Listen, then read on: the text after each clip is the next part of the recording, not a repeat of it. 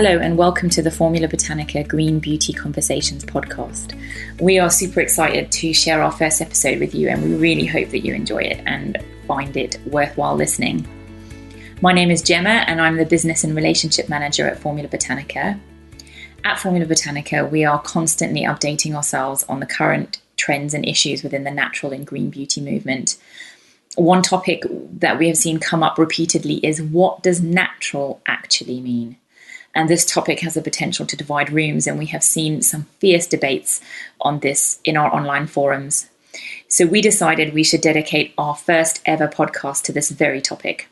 In this episode, I discuss with Lorraine, the Director of Formula Botanica, what she considers the 4 shades of natural are and why it is important to make these distinctions. Enjoy. Hello and welcome, Lorraine. Thank you so much. So today, as you already know, we're going to be talking about the 4 shades of natural. And why we want to talk about that is because the word natural is used so much in the natural beauty industry, and it means so many different things to different people. It's a buzzword, it's used all the time, and it often can be confusing. There's no legislation around that word. It's not protected. You don't have to prove certain things to use the word natural. So we wanted to talk today about what natural could mean to different people. So one of the things I wanted to ask you, Lorraine, is why do you think this is important? Well, I agree with you. I think there's a lot of confusion out there. People don't really know what that word means. What is natural? How do you apply this word to skincare and hair care and makeup as well? So I think it's really important to sort of go into detail and look at the different definitions that you could apply to the word natural. We often have people sort of throw tweets at us and say, everything could be natural if you look at it that way. I mean, we had one chemist say to us the other day saying, well, if you think soap is natural, then any chemical could be natural. But actually, there are different ways of looking at the word natural. And in our community of formulators, and we work with thousands of formulators across the world, of course, some people come at it from a very purist angle, and some people come at it from a more pragmatic angle. And I think that's what we want to explore today in a bit more detail. Yes, we do. Yeah. So let's start with our 4 shades of natural. What would you consider shade number 1? Yes, well, we've developed this 4 shades of natural classification system for our own benefit and also for some of our courses, so that students can understand a bit more about how we view natural and how they can fit their ingredients into different classifications. So the first shade of natural for us is the purest view. It really is. You go outside, you pick an ingredient, and it stays exactly that way. So shade number 1 is that your ingredient is obtained from natural resources and it maintains its original chemical shape and structure. So for that, you can think of an oil, for instance. Oils are always great examples. You go and pick a seed from a plant, off a tree, you cold press it, and it maintains its original chemical shape and structure. You cannot really get more natural than that. And we find that a lot of the students at Formula Botanica love this group of ingredients because it really, really fits with their ethos and with their definition of natural. So yes, that's shade number 1. You go out, you pick it, basically, and then it doesn't really change much in its shape and structure. Okay, even if it's pressed or... Exactly, because you're not changing the chemistry of the ingredient. You're changing the physical shape and structure of an ingredient, but you're not changing the actual chemistry. You're not causing any chemical reactions, and at the end of it, the ingredient is chemically still exactly the same as it was when you originally harvested it. Okay, so you're thinking like shea butter, cocoa butter, this could all fall into that category of natural? Yes, depending on how they were treated. I mean, certain ingredients, of course, are chemically extracted. They undergo various processes, but this first category really is the most purest view of natural. And that's why when you make anhydrous formulations, so ingredients such as oils, butters, waxes, they generally fit into this first category, and that makes them very, very natural. And that is also, of course, why that type of product can get 100% organic certification, because it doesn't contain any water, it doesn't contain any emulsifiers or preservatives or anything that has undergone chemical reactions. And that's why there are some 100% organic brands out there. Fabulous. Okay, so let's have a look at shade number 2. How do we move from the completely natural into a slightly different shade? Yes, well, shade number 2 is that your ingredient has been naturally derived. What I mean by that is that you've gone out, you've harvested or picked whatever ingredient you want to work with, or your supplier has done this, and then your ingredient has undergone various chemical reactions, such as fermentation, hydrolysis. It can include a whole range of different ingredients. And this is where, when you start to make water-based cosmetics, you will generally start to use this type of ingredient. Because I'm talking about emulsifiers, I'm talking about preservatives, solubilizers, chelators. So the functional ingredients that make your product feel the way it does, particularly when it contains water, those ingredients will generally have undergone chemical reactions.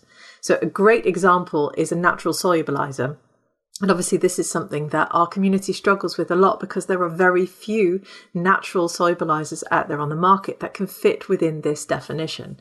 That's why a lot of people end up using polysorbates, but those, of course, are really not natural because they contain polyethylene glycol derived ingredients. So that you look at a lot of these ingredient names and they often read like very long chemical names, but in effect they have originally been derived from natural or plant material. They have just undergone a chemical reaction to create the finished ingredient. Okay. So that's shade number 2, naturally derived. Naturally derived, okay. And do we see a lot of people using naturally derived ingredients? Yes, we do. We do. Absolutely. If you want to make a cream or a lotion, you'll need an emulsifier. Yeah. So you'll need to bring together oil and water, a bit like mayonnaise, right? It's a beautiful way of creating a lovely lotion. And that emulsifier will have undergone chemical processing. And you can go out onto the market and you'll see emulsifiers that have been derived from olive oil, different types of oils in particular, and they have all undergone chemical reactions because it is just not possible to physically press an olive and turn that into an emulsifier. Chemical reactions have to occur for it to be the finished ingredient. Okay. All right. Shade number 3. Right, shade number 3, we're starting to move into slightly more murky territory here. Shade number 3 is that your ingredient is nature identical. And I think this is quite a controversial one because some people will not agree that this is a natural ingredient, whereas others will take a more pragmatic approach to it. So this is where I think people will get a little bit more antsy and the debate will get a little bit more heated. Now, what I mean by nature identical is that the ingredient is not derived from nature, so it is synthetically processed, but it is identical in its chemical structure to that same ingredient found in nature. And this is where I think there's a really interesting discussion to be had about sustainability as well, and I'll come to that one in a minute. So an example could be citric acid, which is used as a pH regulator in cosmetics. And you can absolutely derive citric acid from citrus fruits, for instance, from lemon peel, but it just doesn't happen. I mean, the world uses millions and millions of tons of citric acid, not just in cosmetics, but in food, in all sorts of different industries. And it would just not be feasible, I think, to produce at that scale if all of it was naturally derived. So that means that they synthesize citric acid in a lab, and it will be very hard for you as a cosmetic formulator to go and find a naturally derived version of citric acid. So then you've got to think, well, hang on a minute. Do we want to produce hundreds of millions of citrus fruit, for instance, around the world in order to produce only naturally derived citric acid, given the levels of consumption that the human population has globally? Is that a sustainable way forward? Or is it okay if that ingredient is synthesized in a lab? And that is where the debate then starts, because some people will absolutely not want the synthetically made one, whereas other people will absolutely say, okay, I totally get it. This is a more pragmatic approach. I just want some good citric acid in my formulation. I don't mind. So could you, if you used a nature identical citric acid, could you still call your product natural? Some people would say yes, and some people would say no. And that's where the 4 shades of natural comes into it. Because, as you said at the beginning, there is no regulation around the word natural. Some people would say that's absolutely fine. And to be honest, your customer would never know whether the ingredient was derived from nature or synthesized in a lab. And that's the interesting point. I think a lot of formulators, particularly indie beauty brand formulators, will also never know unless they go and quiz their suppliers. And just to make it a little bit more complicated, a lot of suppliers will also never know because they're just retailers and they buy it wholesale from another retailer. And the chain that goes back through all of these suppliers is often quite murky. And the documentation you get with the ingredients you buy is also not always that clear. So I think a lot of people would be working with an ingredient thinking it had been derived from nature and actually not realizing it had been synthesized in a lab. And that's quite a grey area for formulators and something that will undoubtedly upset a lot of people as well. Let's just have another example. So other than citric acid, what's another good example of something that's quite commonly used that is nature identical? Well, in the natural world, sorbic acid is often used as well. It's part of a preservative system, actually, that a lot of our students use. And it can be extracted from rowan berries. Now, obviously, there are rowan berries all around the world. They grow in many, many different countries. But let's be fair. Again, people will not be out harvesting rowan berries in order to produce sorbic acid. It will be synthesized in a lab. And there are lots and lots of examples like this. Benzyl alcohol, salicylic acid. You'll often see it with preserving compounds. So a lot of the weak acids or the fragrance compounds found in natural skincare and natural hair care could be derived from nature, but they will ultimately be synthesized in a lab. Okay, all right. So now we get into even murkier territory. What is... Yes. To the final shade. Indeed. Shade 4. And shade 4. This one I think is fascinating, actually. It's quite a new one.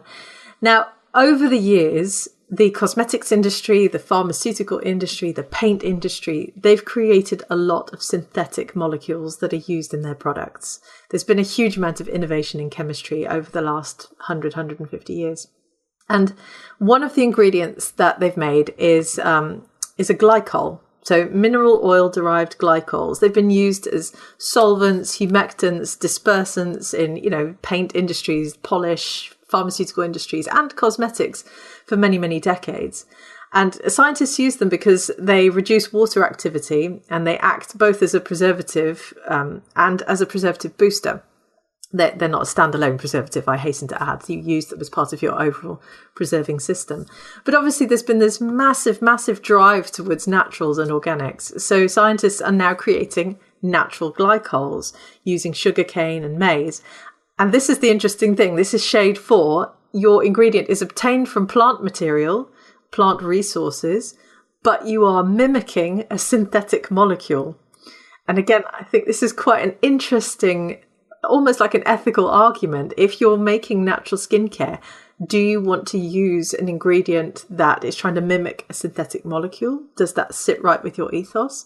And some people will say, yeah, no problem, it was derived from a plant, whereas others will say, this has no place in my formulation. Interesting. I think this is probably the most interesting of all, because I suppose, again, you could argue that it's not natural because it's mimicking a synthetic molecule. But then how far do you take this? I mean, if this synthetic plant-derived glycols, so obviously mimicking a synthetic ingredient, works really well in a product and enables you to get the product that you want, the feel, the texture, the whatever you're after, is there going to be one that's completely natural that fits into that first shade that would do that? Yeah, exactly. And this is the problem that a lot of formulators have. They will either be very, very purist about it and say, emulsifiers, preservatives, nature identical ingredients, nature derived ingredients that are mimicking synthetic molecules have no place in my formulations. And that's totally cool. If you want to take that approach, there is nothing wrong with that. And lots of formulators and indie brands around the world are creating amazing products based on that philosophy. But on the other side of the scale, you can take a more pragmatic approach and say, well, I want to make a high performance lotion. I know I'm going to need an emulsifier. I know I'm going to need preservatives. So I'm going to have to accept that there will be an element of nature derived ingredients and also nature identical ingredients in my finished formulation. So I don't see anything wrong about sitting at either end of the scale.